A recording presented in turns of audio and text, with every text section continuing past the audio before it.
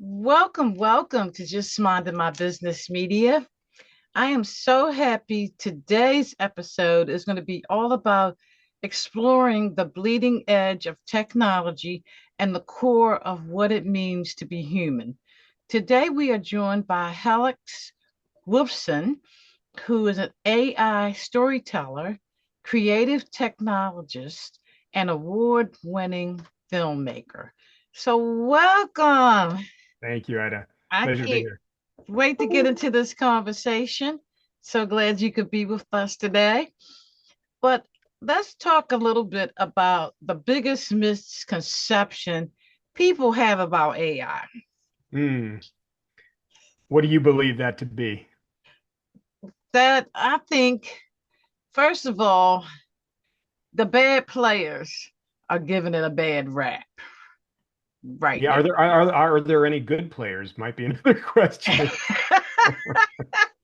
A lot of times I'm seeing stuff like, we don't get it takes away from the creativity of the human. I'm hearing things like control. Yeah. Yeah, so I have definitely have some deep perspectives on both of those. So on the creative front, and I come from creative. My background is in film. I was a filmmaker for 20 plus years in LA, doing the whole, I did my feature film, tried to make the whole my Napoleon Dynamite, and that didn't work out for me. I ended up segueing into marketing and branding content, but I have a long background in creativity, and I was a writer and director and producer and editor, still am. And there was an interesting moment that happened in filmmaking. Oh, I don't know, about 20 years ago or so, when DSLR cameras came out. So I'm speaking specifically, you may remember this, I did. about about the Canon 5D, right? Yes. So when this came out, suddenly all of these people who, up until now, all of these artists who couldn't make film because it's an expensive art form, right? You got to rent these cameras alone are thousands and thousands of dollars to rent. Shooting on film was incredibly expensive. And all of a sudden the DSLRs came out, and now all of these people who had visions, who weren't working within the Hollywood system per se, could suddenly partake, right, and participate. It was a beautiful moment for creatives. I got one of those cameras and I got out there and I started doing all kinds of work. And it was like, wow, I can make incredible looking content that before was only in the purview of a very select few, right? So it was an Yes. equalizing technology. You remember this? I do. I Yeah. do. Because I got one too. Yeah, okay, yeah, exactly. Right. So that was a really amazing moment. I would say that similar things have happened for other art forms and for music and whatnot. Well, what we're seeing right now with AI is that people can literally make entire feature films or television shows, commercials on their own. I've been doing that. I've been doing that for several years now, and recently, in the last year, it got to the point where that content can look as good as a blockbuster Hollywood film. Now, Mhm. there's a lot of people who are not making content that looks like that, and they don't come from the film background, so they don't actually know the art. And that's where we get the terms like AI slop. We see a lot of this content that's just really bad, really obviously AI with no heart, no soul. What I've been exploring is how you actually bring the human feeling to AI generated content. And it's a real art to that. And as a filmmaker who, really did the thing, like I shot a feature film on 35 millimeter film over 3 weeks with a budget, a small budget, but, built sets, did the whole thing. This is back in 2005. And it didn't go the way I wanted it to. I won some awards at festivals and all of this, but I didn't get it, I didn't get to make my next big film after that. But I've got a dozen scripts and ideas that I've written. Well, suddenly I'm now able to explore making those on my own using these AI tools. So it's actually a time when, if you're a creative, you get to be supercharged. You get to be like a superhero. But on the other hand, it's also taking jobs and opportunities away from a lot of different artists and a lot of different businesses, right? Because you don't really need a graphic designer anymore. That's one of those jobs that's kind of gone away. Copywriting is going away. All of these jobs, that are if you were, and I think this is the big thing about AI, if you were in a niche and you were focused on one thing, AI tends to replace that. Yes. If you are a multi-hyphenate and you are doing all kinds of different stuff, then AI can really turn you into a superhero in this moment in time. Yes, I agree with you because my son, he does animation, Mhm. and incorporating that AI with that has, really helped him out a lot. You I know, can imagine. yeah, so that's what he does. He's an artist, so creativity is in my family, Yeah. you know. Yeah, beautiful. That's a perfect example, right? Like specifically animation, that normally takes so much time and so many Yes. people. I just made an animated 60-minute animated commercial for one of my companies, and it's amazing. It looks like a Pixar film. And I did it in about half a day, right? So it really is it is a double-edged sword. Yes, yes, it is. So we've already talked about a little bit about how creators can embrace AI without sacrificing Yeah. authenticity, because that's me. I Hmm. wanted my stuff to reflect my heart, Sure. my thoughts. I wanted Yeah. to reflect who I am. And when Yeah. I'm creating things for other people, I wanted to reflect who they are. Right. Yeah, of course. Yeah. So let's talk a little bit about how creators can embrace AI for that authenticity. Yeah, well, I love that, Ida, that you use that word because that's key to everything I do is authenticity and human connection, right? Like Yeah. I want it to feel human. And that requires work. And so, I teach a whole methodology. One of the things I'm doing these days, I have a company called Helix Imagine, and what I do is, first of all, I create AI content, but I also teach people how to do it. And in teaching people how to do it, there is a whole methodology that requires some understanding of the concepts behind filmmaking. It understands a lot of the concepts behind how to control the AI. You brought up the word earlier, control. Mhm. And the AI, there's a big difference between just putting in a prompt and watching AI go hog wild and having no actual input, right? And going, oh, that looks pretty cool, versus really getting the AI to do what you want it to do as an artist, right? And as an Yeah. artist, I want as much control as possible. And so I teach a whole methodology about how you can really bring your vision to life, not bring the AI's vision to life. There's a difference there. Yes, because I notice sometimes when I create articles and I want a picture to match the article, Yeah. and it never gets it right. Hmm. AI never gets it right because, like, I'm more of inclusive. If I say I wrote something recently about seniors having problems with computers and I saw everything, that. I saw that article. Yeah. oh, you saw that? Yeah, But on it LinkedIn. took me like 5 tries to get that look Okay, because, but 5 tries. How long did those 5 tries take you? oh, not long.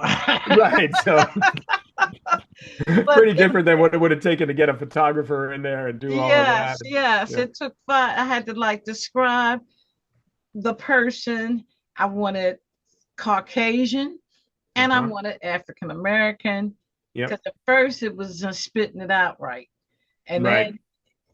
then I found it's the way you have to say it as well. You gotta be careful Sure. about what you say because it'll take it literal. Oh, it's very literal. It's Yes. very literal. Yeah, for sure. And I also think that, that one of your slogans, right, is correct me if I'm wrong, but is collaboration versus competition, right? Yes. Something I think I've heard you say before. Yeah. Well, collaboration is the way that I teach. The process that I teach is about having a collaborative relationship with the AI. So if you think of AI as a tool and you think of it as a partner in the work, you can get really far. If you think of it as a servant or something you can just walk away from and have it do whatever you ask it to do, good luck. Yes, because you always have to read what it spits out, number one. Yeah, Number two, it has to reflect you. yeah, And that exactly. means changing some words. Yeah. Oh, or giving it visual references, or there's many ways that you can really get the AI to cooperate and to work with you. But I do think if you treat it as a collaborative process, if you think of it as human in a way and talk to it in that way, you're going to get much better results. yes, absolutely. So how do folks work with you? Well, my website is Helix Imagine, IMAGEN.ai. And yeah, contact me, and I'm happy to work with people. I love this stuff. You know, earlier you were bringing up like how does this work for creatives and creativity being taken away. I really think we're in this magical moment where creatives get to be supercharged. You can do anything, and it's so exciting. But I also realize and I see how daunting it is for people, right? People don't know how to get started. They don't know the tools. They see all these different tools that are out there and they wonder, I don't know which one to use. And so a lot of what I teach is really confidence, right? It's the confidence to go, oh, I've got a workflow. I know where to go to get the different results. And another one that you brought up is this, it can take 5 tries. Well, sometimes you can't get it at all with one Right, model, and you right. might need to switch to another model. So just knowing that the models themselves have personalities, right? Like I can Yes, tell you, for instance, that when it comes to video generation, there was a model released called Seed Dance 2.0, and Seed Dance was all the rage. People were showing videos of Brad Pitt fighting Tom Cruise on top of rooftops and all this stuff, and it was the one that really scared Hollywood, right? Because they were finally it's really realistic and the action that it can do is incredible. yes, But it's all in the training data, right? So C Dance clearly got its training data from Hollywood films. And so you try to do something in C Dance, it's always going to look like this big blockbuster Hollywood film. I don't always want it to look like that. right, Sometimes I want it exactly. to look like a gritty independent film. So I might use Kling or I might go to VO, which is Google's model. So it's really understanding the tools and understanding that there's not a silver bullet, right? These are all very different tools with very different capabilities. I think is really an important piece of this puzzle. Yes, and you're absolutely right because I have like three that I go tos that I work with. Because if Tell me I what you can't, work with. I like Open Art AI. Okay. I Yep. like that one Yep. for certain things. And sometimes I use Google's, like if I'm trying to create a nice script Yep. for my podcast, I'll use that one. Yep. I'm looking for a better. I got one for music that I use. I'm Use looking. Stuno. Which one is that? Stuno. No, I haven't used that one, but I need to Oh my look. God. For music, it is Suno is the best. It is Oh, amazing. okay. All It's right. my favorite, one of my favorite pieces of software. Yeah, because I need a good one because I want to create a jingle kind of thing. How Uh, about this? I will create a jingle for you. You tell me what you need, and I'll create a jingle for you. oh, that's sweet. Yeah. I'm already thinking I'm going to take your class because I do social media management and Hmm. I want to be able to create some really nice things for my clients to Cool. pop their business. You know what I'm saying? So Yeah. yeah, Absolutely. we Absolutely. I'm feeling you. Right back at you. We'll make some magic. Yes, I'm definitely feeling you. Wow. So, and looking at your journey, Yeah. you've reinvented yourself several times throughout your career. Yes, I So, have. let's talk about the transitions. What did that teach Yeah. you? Oh, I love that. That's juicy. Yeah, reinvention has been definitely probably the one of the dominant parts of my career. I will say, like, my through line is storytelling. That's what I love, and that's where I come from. I literally I started as an actor in college. Well, my whole life grew up in the theater, and then I transitioned to writing content in college. And then I was like, oh, I like writing, I like acting, but what I really want to do is tell the stories, and then turned me into a director and did that in Hollywood for many, many years. Not in the system of Hollywood, but sort of peripheral to it. And then just randomly in doing that led me into events, live events, and event production, and eventually into technology. And but through it all, storytelling has been the through line for me, right? And I think what's happened to me is that I've seen all of these different mediums emerge that have been interesting to me. And I'm like, this is another way I can tell a story. And this is another way that I can convey a message. This is another way that I can engage with people. I think connection with humans and storytelling are two of my passions that often intermingle, right? And so the transitions have been, I don't know, they've been sort of natural in a way. Like one thing has led to another. There's never been a point where I've been like, I'm now going to be this. It was like something Right. grabbed, yeah, something grabbed my attention. And I'm like, oh, that's pretty interesting. I'd like to explore that. But it was always related to either telling a story or communicating better with other humans, and often the two together, right? Telling stories to help humans connect more. Yes, yes, yes, Yeah, indeed. Because it's funny you say that because the podcast has sent me different places too. Because I bet. I was doing events, like filming events Hmm. and creating like B-rolls out of it. And I was like, I can't afford them cameras. Yeah. It's way too much money. And why the community center, we have like a art community center, and you can become a member for like $25 a year. And they teach you how to work with the cameras and Yeah. do everything and editing and all that kind of stuff with film. And it was like $25 a year. And I could use the equipment Right. for stuff I needed it for. And I Yeah, was perfect. like, wow, God, that is so great. Yeah. So I got to learn how to use, how to do the pivoting when you try to get to Hmm. different angles, all that kind of stuff. It was kind of exciting. It was really exciting. It was And really now here you are, what, 500 episodes later, I saw? Amazing. Amazing. Yes, I don't do the events anymore. I think Yeah. COVID kind of shut that down for a minute. Yeah.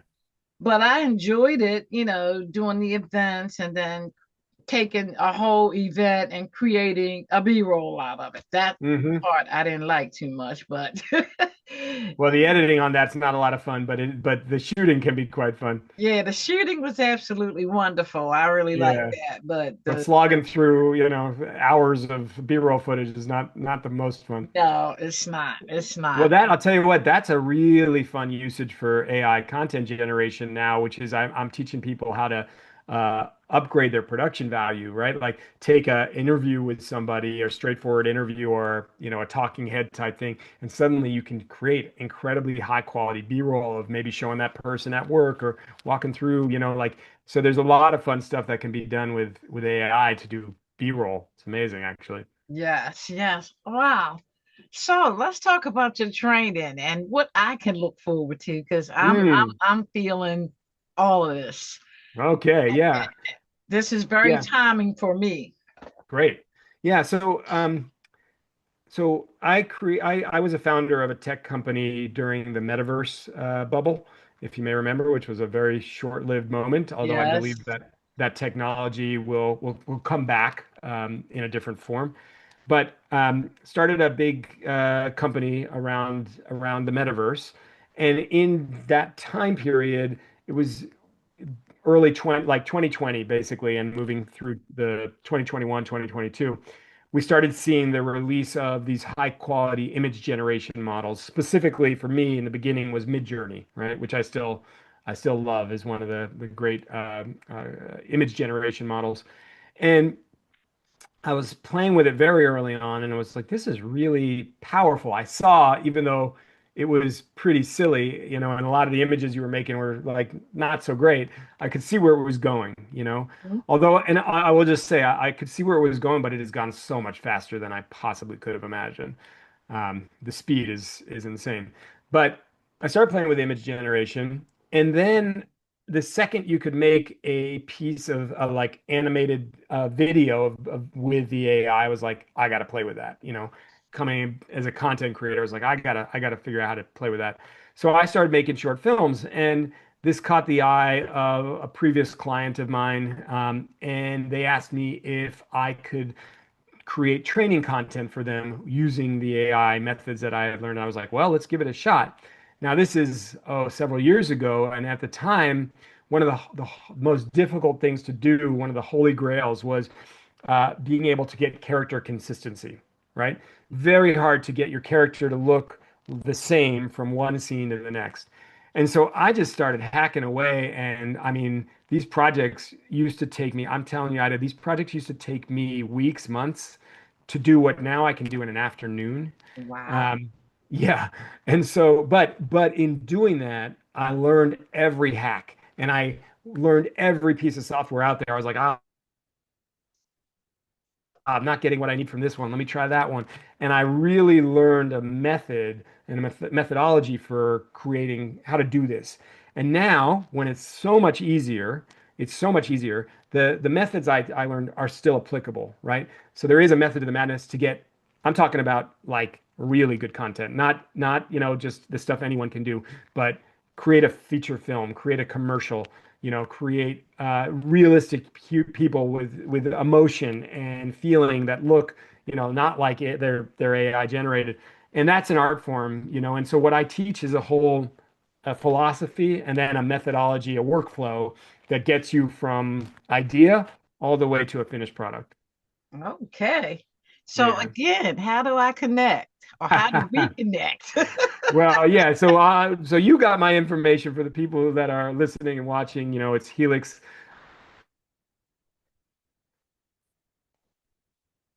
at heliximagine.agen. But yeah, also on the socials and LinkedIn, and yeah, look me up. Yes, yes. So how's the classes set up? Is it Yeah. online? Okay. So I do both in person and online. Like in person is my favorite, obviously. And that usually is I'll get flown in by a company to teach their internal team or how to do this stuff. And so, or if you have, for instance, if you had a bunch of people who are interested in this in your area, then we could arrange to do a class and I could come in and we could do a group class in person. But I also do a 4-week online version of the course.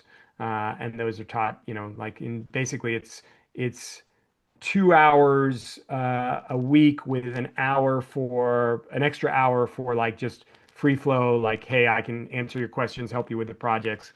And then at the end of that, we show off work that we've created during the actual seminar. So Oh, okay, yeah, okay, yeah, okay. Because I could yeah. definitely do the online with you. Yeah, for sure. For sure. The in person is more fun just because obviously the Yes. synergy and the connection between people, but online is absolutely great and works as well. Oh, okay, okay. Yeah. Yeah. Wow. Wow. I'm just happy right now. I love that. I love that. So you talk about a tool called, what's it, Equilibrium? You nailed it. Equilibrium. Yeah. So this is an app that we are releasing. In fact, it could literally be next week. We're just waiting on final approval from Apple, from the App Store. We got approval from Google.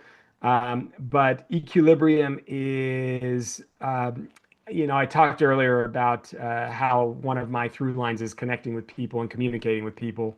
And I think one of the things that we as humans do not do well and have never been really taught how to do well is communicate effectively, right?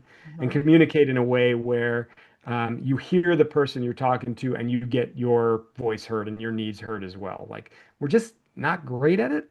And unfortunately, it's not something that they teach you in school. It should be like the first thing we learn, right? True. Yeah. And so we built an app called Equilibrium, and it is literally AI role play for difficult conversations. So you can use the app to learn how to communicate by doing it and practicing it with AI who plays all these different roles. So the AI could be your boss that you're asking for a raise from. It could be your partner that you need to break up with. Anything you can imagine.